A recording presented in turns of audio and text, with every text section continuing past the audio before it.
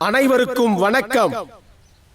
சங்கம் வைத்து தமிழ் வளர்த்த மதுரை மாநகரத்திலே ஜல்லிக்கட்டு என்னும் பெருவிழாவும் எருதுகட்டு என்னும் திருவிழாவும் நம் ஆதி முன்னோர்கள் எதற்காக நடத்தி வந்தார்கள் என்றால், பூமியிலே மழை மும்மாறி பொழியாமல் பூமியிலே வறட்சி நிலவுகின்ற காலங்களிலே இந்த பூமியிலே வாழும் மக்களை காப்பதற்காக எல்லை காக்கும் தெய்வமாகிய ஐயனார் சாமியை எருதுகட்டு என்னும் திருவிழாவும் ஜல்லிக்கட்டு என்னும் பெருவிழாவும் நடத்தி வணங்கி வந்தார்கள்.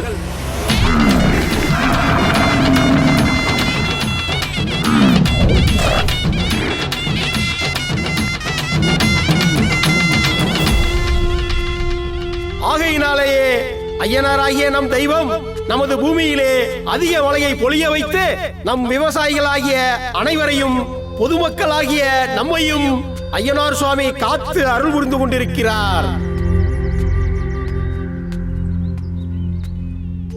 அப்பா ஜல்லிக்கட்டுக்கா போறோம்? என்னப்பா ஒன்னும் பேசாமே வர?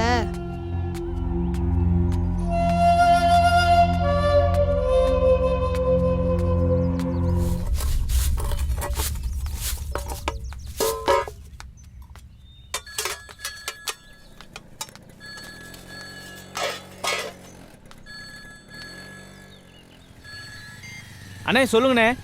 கோபாலே கிளம்பிட்டியா இல்லையா? அண்ணே இதோ வந்துட்டு இருக்கோம்ண்ணே. செல்லாயம்மன் கோயிலுக்கிட்ட வந்துட்டு இருக்கோம்ண்ணே. இதோ வந்துடும்ண்ணே. சீக்கிரம் மச மசன்னு பேசிக்கிட்டு இருக்காதா? வந்துடும்ண்ணே வந்துடும்ண்ணே.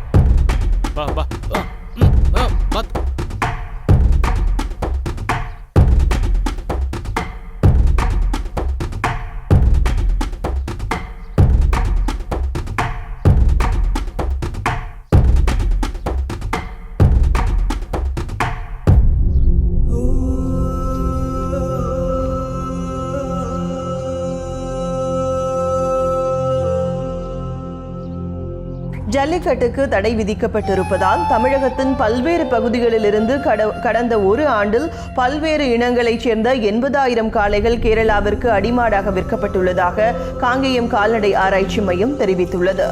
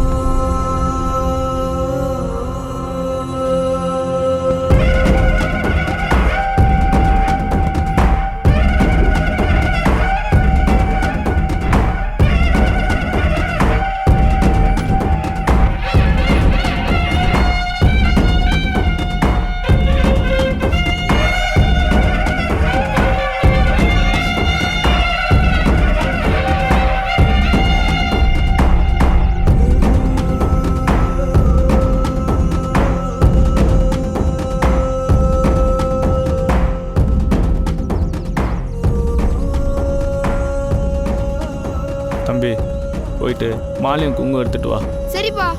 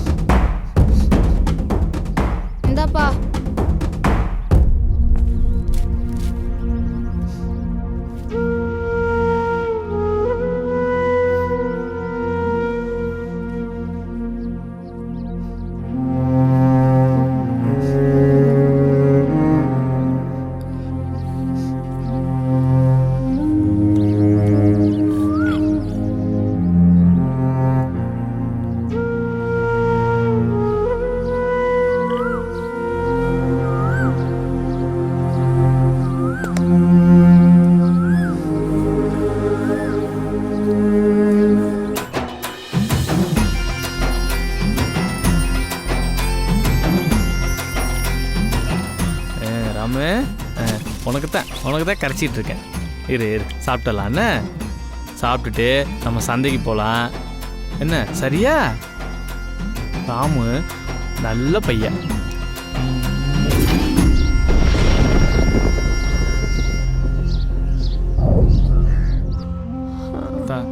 வாத்தா ஆஸ்பத்திரிக்கு போகலாம். டாக்டர் வேற உனக்கு ஆப்ரேஷன் பண்ணணும்னு சொல்லியிருக்காரு. வாத்தா ஆஸ்பத்திரிக்கு போகலாம். எனக்கு ஒன்றும் ஆகாதுப்பா, நீ கவலைப்படாதப்பா.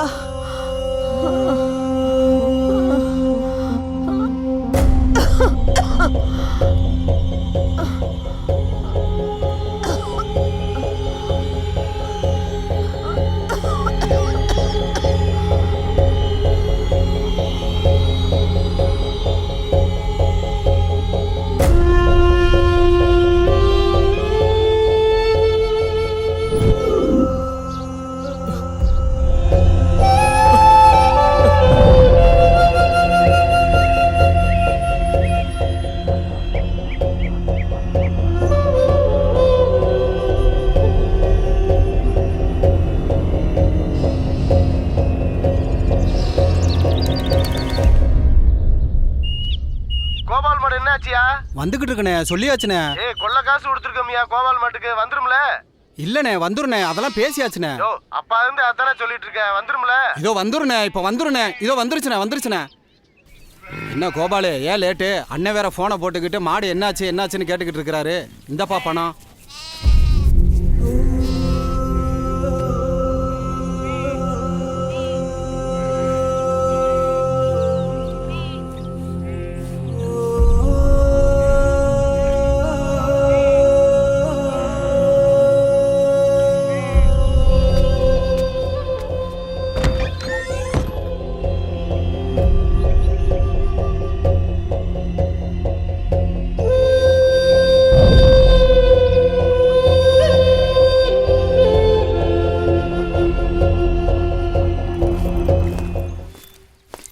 பெரியாறு நீர்மட்டத்தை உயர்த்த தமிழக அரசு அதிகாரிகள் ஆலோசனை. சித்திரை திருவிழாவை சிறப்பாக நடத்த.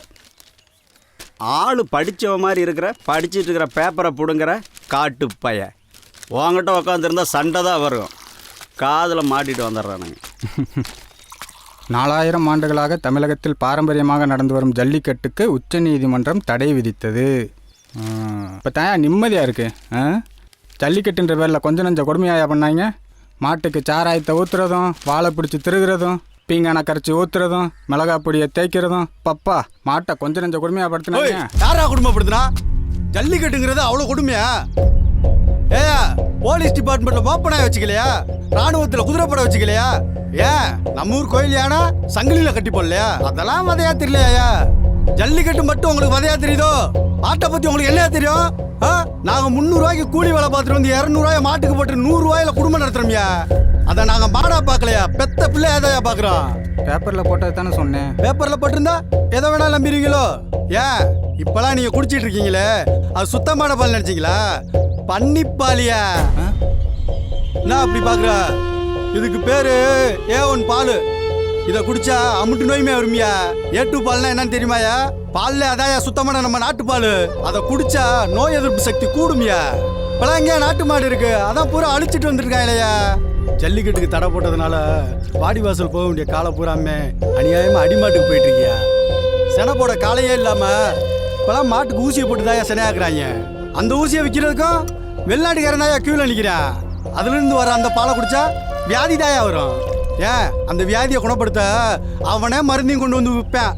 இது தெரியாம ஜல்லிக்கட்டுக்கு யாரோ தடை போட்டாங்கன்னு நாமளும் வக்காலத்து வாங்கி நிக்கிறோம்யா. இது மாடை வதைக்கிறது இல்லையா, மனுஷ இனத்தைய சிதைக்கிறதுயா. போவையா நீங்களும் இதுவும் ஜல்லிக்கட்டு வந்துருமியா.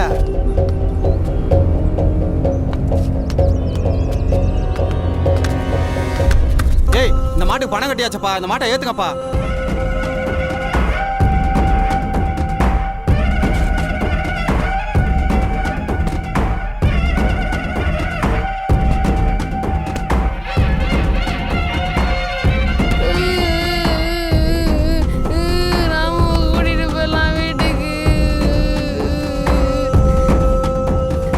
ஜல்லிக்கட்டுக்கு தடை போட்டாங்களா பார்த்தா? ஜல்லிக்கட்டுக்கு தடை போட்டாங்களா? போட்டா என்னையா நம்ம ராணுவ சாமியா வச்சு கும்பிடுவோம்யா.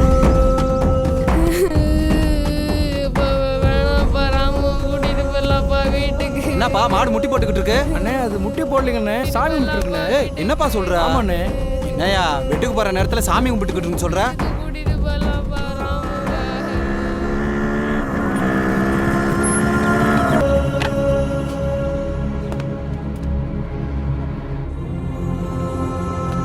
யோ, ஜல்லிக்கட்டு காலையில் அடிமாட்டி குத்திட்டு இருக்கீங்களா?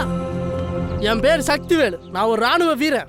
கார்கில் போர்ல இந்தியா வெற்றி அடைஞ்சதுக்கு முக்கிய காரணம் யாருன்னு தெரியுமா? நம்ம தமிழ்நாடு வீரன் தாயா. இந்தியாவோட வெற்றி நம்ம தமிழ்நாடு வீரத்துல கிடைச்சதுன்னா அது எவ்வளவு பெரிய விஷயம். கார்கில் போர்ல நானும் இருந்தேன், என்னோட சேர்ந்து இன்னும் நிறைய தமிழர்கள் இருந்தாங்க.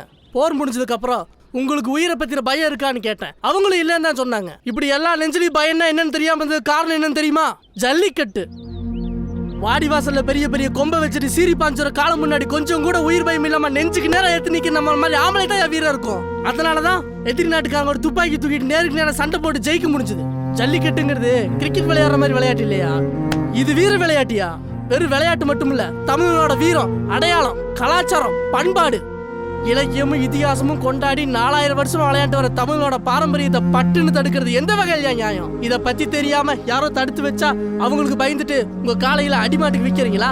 இந்த காலையில நீங்க உங்க வீட்டு பிள்ளைகளை வளர்க்கல, மனுஷ செத்தா கூட அவ்வளவு மரியாதை இருக்காதியா. நம்ம ஊர் ஜல்லிக்கட்டு காளைக்கு செத்தப்போ ஊரே சோகத்துல மூழ்கி அந்த ராஜ மரியாதையோட சேர்ந்து அடக்கம் பண்ணல.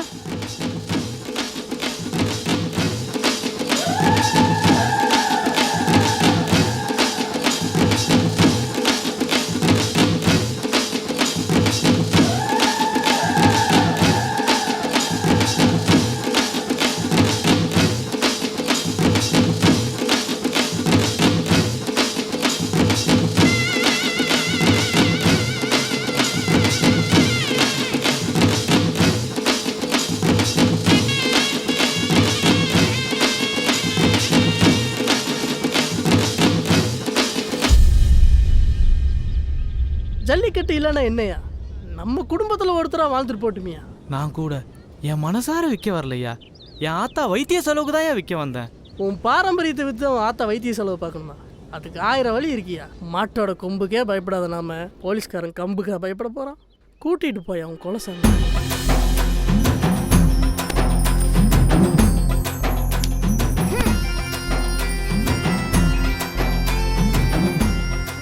வீட்டுக்கு போலாம்.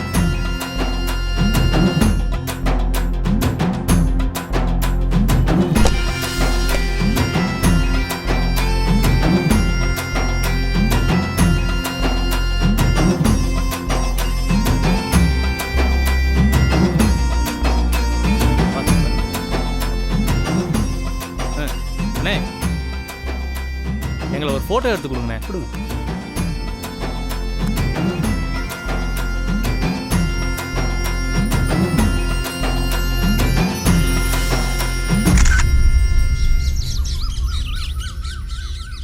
கொஞ்ச நேரம் வீட்டுல இல்லங்கவோ சாமியை விற்க சந்தைக்கு கூட்டிட்டு போயிட்டான். ஜல்லிக்கட்டுக்கு தடை போட இவங்க யாரு? மாட்டை பிடிச்சாங்களா இல்ல மாட்டை வளர்த்தாங்களா? மாட்டோட வெள்ளை ரத்தத்தை பாலுன்னு பீச்சு குடிக்கிறவன் தான் சைவத்தை பத்தி பேசுறானுங்க. ஊறுறதுல கப்பலையும் பறக்கிறதுல ஏறப்பழையனையும் தவிர மத்ததெல்லாம் அடிச்சு திங்கிறவன் தான் விலங்குகளை காப்பாத்ததா கொடி பிடிச்சிட்டு அலையிறானுங்க.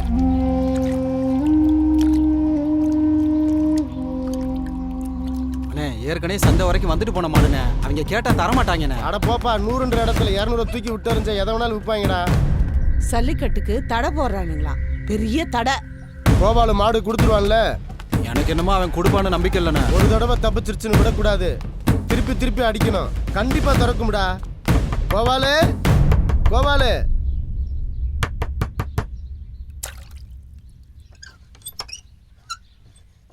யாருப்பா? இது கோபால் வீடு தானே? கோபாலு மாடு விற்கின்னு சொல்லியிருந்தாரு, அதை வாங்கிட்டு போலான்னு வந்திருக்கான். அப்படியா? இருங்க வர. என்னப்பா, இந்த அம்மா போற சைஸுக்கு மாடு கொடுத்துரும்ல? எனக்கு என்னமோ நம்பிக்கை இல்லைண்ணே. இந்த ஏரியாவில் எல்லா மாட்டையும் வாங்கிட்டான். என்னடா சொன்னீங்க? பெத்த பிள்ளைய வேலை பேச வந்தீங்களா? உங்களை வெட்டி கொண்டாதான் மனசு ஆறும். மாடை முடிச்சுப்பலான்னு பார்த்தா நம்ம கதையை முடிச்சுப்பா போல இருக்கு. என்னம்மா கேட்டுவிட்டான்? ஜல்லிக்கட்டை தடை பண்ணிட்டாங்க. ஜல்லிக்கட்டு மாடு உன்கிட்ட இருக்கு, கேட்டு வந்தா குடுக்குறேன்னு சொல்லு, இல்ல இல்லன்னு சொல்லுமா. அதை விட்டுட்டு அருவாளை தூக்கிட்டு வந்து ஜல்லிக்கட்டுக்கு தடை போட்டா சந்தைக்கு தான் போவன்ற நினைப்பா. கொள்ளி வைக்கிற புள்ளடா என் சல்லிக்கால. ஓடி பாக்கடா குறவழி அத்துப்பட அறுத்து. மாடு எங்கேயாவது விலை பேசுறது தெரிஞ்சது வெட்டிப்புட வெட்டி. போங்கடா, இல்ல கழுத்தை அறுத்துப்புட. போங்கடா. சொல்லல. நாயை மேய்க்கிற பயல்களுக்கு மாட்டை பத்தி என்னடா தெரியும்? மனுஷியாவ ரணகாளி மாதிரி அருவலத்துக்கு வராளப்பா. ஆமாண்ணே, வெட்டினாலும் வெட்டி போடுவா, வானே போவான். ஆகையினாலே ஜல்லிக்கட்டு என்னும் தமிழர்களின் வீர விளையாட்டு நடப்பதற்கு தமிழர்களாகிய நாம் அனைவரும் ஒன்று கூடி ஆதரவு கொடுக்கும்படி மிக பணிவோடு உங்களை வேண்டி விரும்பி கேட்டுக்கொள்கிறேன்.